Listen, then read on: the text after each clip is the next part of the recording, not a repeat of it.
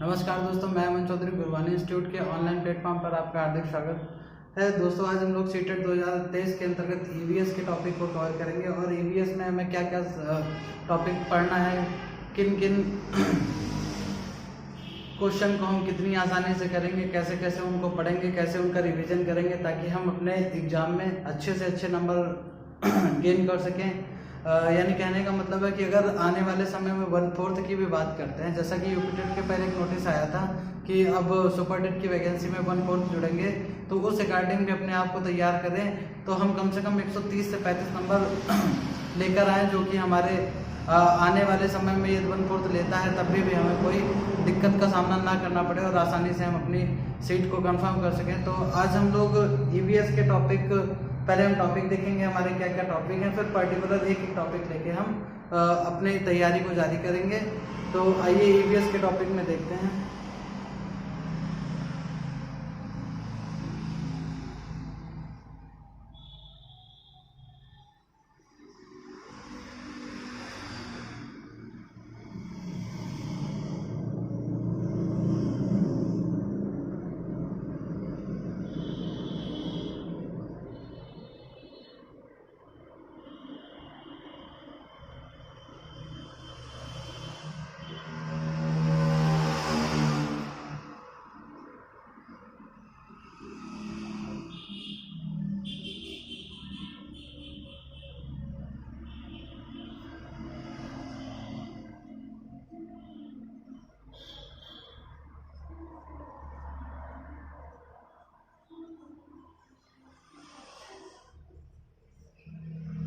दोस्तों, ये हमारे 6 टॉपिक हुए, जिसमें पहला टॉपिक है हमारा परिवार, दूसरा भोजन, तीसरा हास्य, चौथा जल, पांचवा यात्रा और छठवां हम चीजें कैसे बनाते हैं। तो सबसे पहले हम परिवार की बात करेंगे।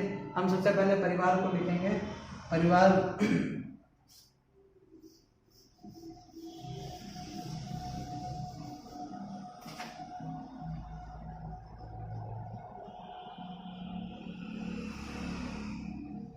दोस्तों, जैसा कि नाम से ही स्पष्ट है, परिवार। आज के समय में ऐसा शायद ही कोई ऐसा होगा जो परिवार के बारे में ना जानता हो, क्योंकि परिवार जब बच्चा पैदा होता है तभी वो माता पिता अपने भाई बहन के साथ में रहता है और रक्त संबंध पर बना एक ऐसा समूह जो हमारे जन्म से लेकर मरण तक हमेशा चलता रहता है, क्या कहलाता है? परिवार कहलाता है, जिसमें माता पिता उनके होते हैं, उनके बच्चे होते हैं। ऐसे परिवार के प्रकार में जाएंगे तो एकल परिवार है, संयुक्त परिवार है, तो ऐसे हम पर्टिकुलर उनको डिवाइड करेंगे। तो अगर हम परिवार को ही देखें कि परिवार की परिभाषा क्या है, तो परिवार सामाजिक संगठनों का एक ऐसा समूह होता है या एक ऐसा सार्वभौमिक समूह है जिसमें माता पिता और उनके बच्चे आते हैं। रक्त संबंध पर आधारित होता है, क्योंकि जब बच्चा जन्म लेता है तो सबसे पहले वो अपनी माँ को पहचानता है, उसके बाद वो अपने पिता तथा अन्य परिवार के लोगों को पहचानता है और धीरे धीरे उसमें सामाजिक विकास होता है और अंततः उस परिवार का सदस्य पूर्ण रूप से बन जाता है। तो हम पहले परिवार की डिफिनीशन, परिवार के लिए हम अंग्रेजी भाषा का एक शब्द यूज करते हैं, फैमिली, जो कि लैटिन भाषा के फैमुलस शब्द से मिलकर बना है, जिसका अर्थ एक समूह का बोध होता है जिसमें माता पिता और उनके बच्चे होते हैं। तो आज पहले हम नोट करेंगे परिवार की परिभाषा और उसके बाद हम परिवार के प्रकार की चर्चा करेंगे।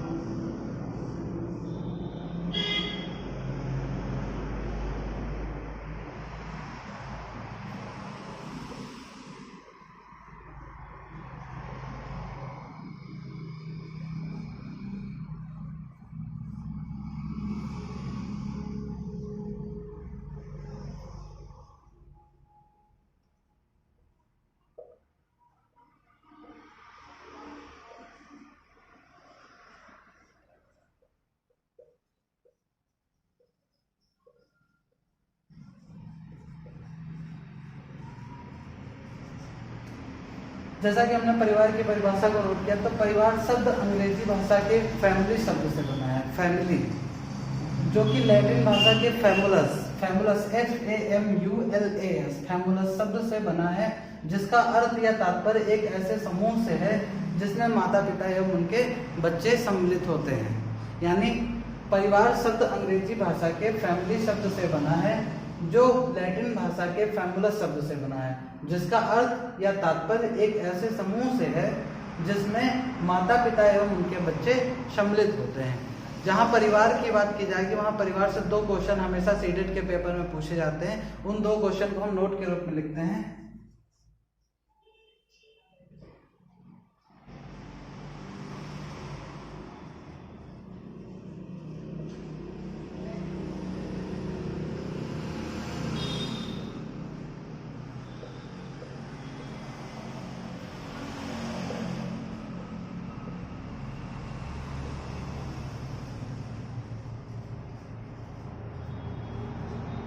बच्चे की प्रथम पाठशाला परिवार को कहते हैं, क्योंकि बच्चा जो भी कुछ सीखता है सबसे पहले वो परिवार में सीखता है।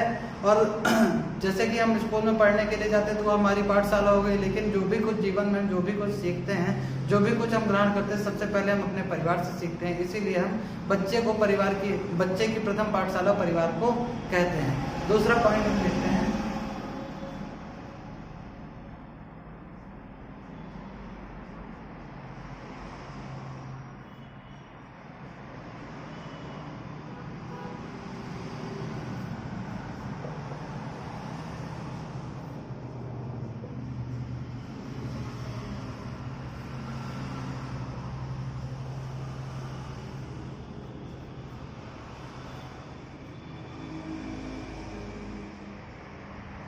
दूसरा पॉइंट हमारा गया सामाजिक विकास का प्रारंभ सर्वप्रथम परिवार में प्रारंभ होता है। यानी बच्चे का जहाँ से सामाजिक विकास होता है, जहाँ से बच्चे में सामाजिकता के गुण विकसित होते हैं, सबसे पहले उसका प्रारंभ परिवार से होता है। इसीलिए परिवार को बच्चे का सामाजिक विकास का प्रारंभ स्थल कहते हैं, क्योंकि बच्चे का सामाजिक विकास सर्वप्रथम परिवार में ही होता है।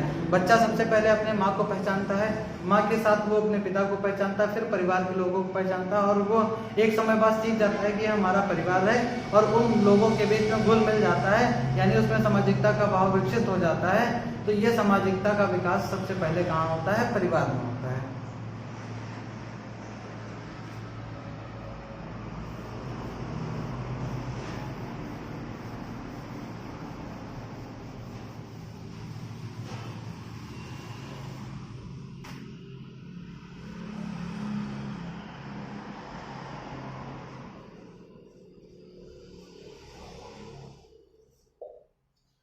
अब बात करेंगे परिवार के प्रकार की। तो परिवार के प्रकार 2 प्रकार के होते हैं। पहला परिवार होता है एकल परिवार, जिसमें माता पिता और उनके अविवाहित बच्चे होते हैं। दूसरा परिवार होता है संयुक्त परिवार, जिसमें माता पिता, उनके भाई बहन, बच्चे, दादा दादी, चाचा चाची, बुआ फूफा इत्यादि सम्मिलित होते हैं। ऐसा परिवार संयुक्त परिवार कहलाता है। तो हम एक एक करके परिवार की परिभाषा लिखेंगे।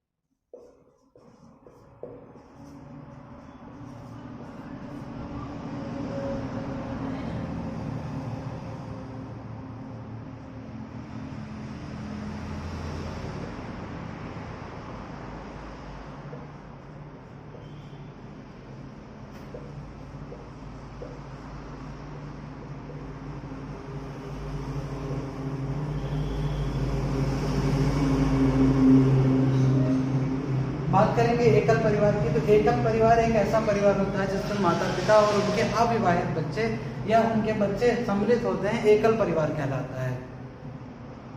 दूसरा होता है संयुक्त परिवार।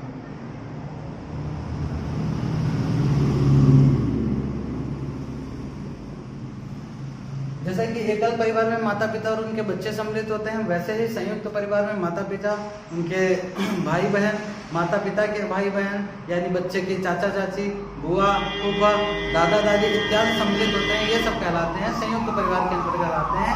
ऐसा परिवार संयुक्त परिवार कहलाता है।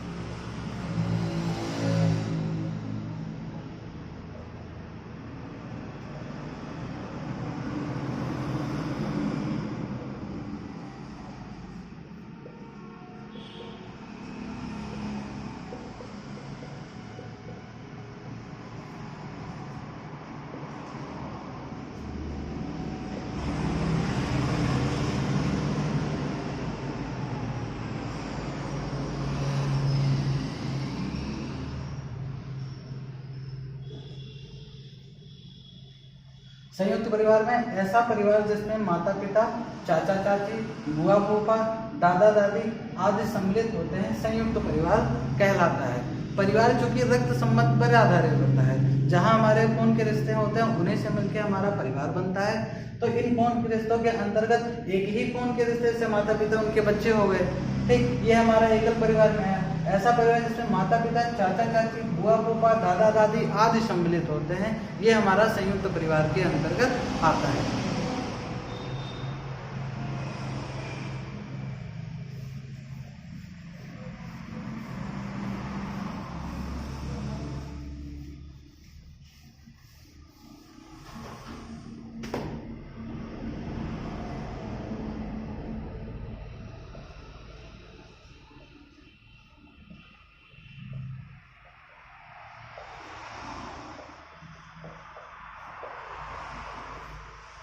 बात करेंगे कि एकल परिवार के, चूंकि परिवार होता है तो उसके गुण भी होंगे, उसके दोष भी होंगे। जैसे परिवार दो प्रकार का, एकल परिवार, संयुक्त परिवार, वैसे उस परिवार के गुण भी होंगे। एकल परिवार के कुछ गुण होते हैं, कुछ उनके दोष होते हैं। ऐसे ही संयुक्त परिवार में कुछ अच्छाइयाँ होंगी, कुछ बुराइयाँ होंगी। तो इसको हम परिवार के गुण और दोष के बारे में समझेंगे। तो सबसे पहले हम समझेंगे एकल परिवार के गुण।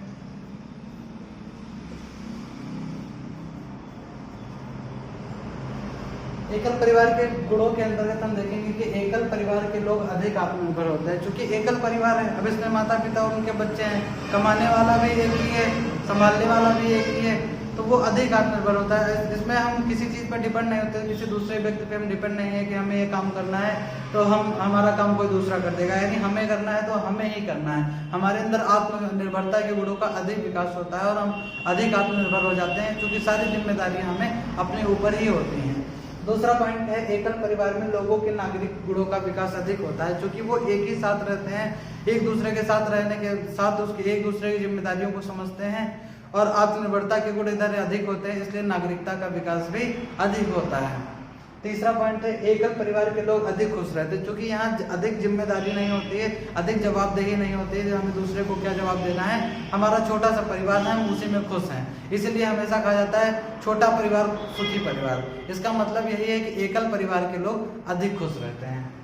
चौथा पॉइंट है, एकल परिवार के लोगों का धन खर्च कम होता है, क्योंकि परिवार छोटा होता है। अब परिवार छोटा है तो अगर हम 10 भी कमाएं तो अपना है, 100 भी कमाएं तो अपना है। जब परिवार छोटा होगा तो हमारे पास खर्च भी कम होगा, क्योंकि हमारी ज़रूरतें कम होंगी तो खर्च कम होगा, तो कहीं ना कहीं हम अपना भी विकास अधिक कर सकते हैं, धन को भी अधिक बचा सकते हैं। और जब हम धन अधिक विकास बचाएंगे तो हम अपने लिए अलग अलग चीज़ें अपनी सुविधा के अनुसार कर सकते हैं, यानी हम ज़्यादा खुश रहेंगे और अपना विकास भी अधिक कर पाएंगे। जैसे एकल परिवार में गुण की बात करें, ऐसे एकल परिवार में दोष भी होते हैं।